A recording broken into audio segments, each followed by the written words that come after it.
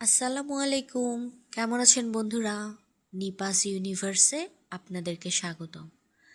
আজকে রান্না করেছিলাম আমার ব্যালকনি বাগানের পুঁইশাক দিয়ে চিংড়ি মাছ। অনেক দিন আগেই পুঁইশাকগুলো লাগিয়েছিলাম, এখন মাঝে মাঝেই ওগুলো বড় হলে কেটে কেটে খাওয়া হয়।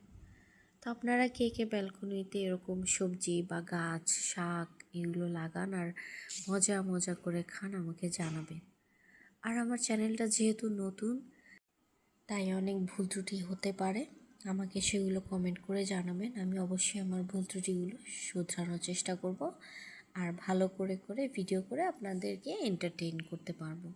আর আপনাদের যাদের চ্যানেল আছে আমাকে জানাবেন, আমিও আপনাদেরকে চ্যানেলে গিয়ে সাবস্ক্রাইব করব, লাইক কমেন্ট করব। ডিজিটাল প্ল্যাটফর্মে আসলে একজন আর একজনের অনেক বেশি জরুরি।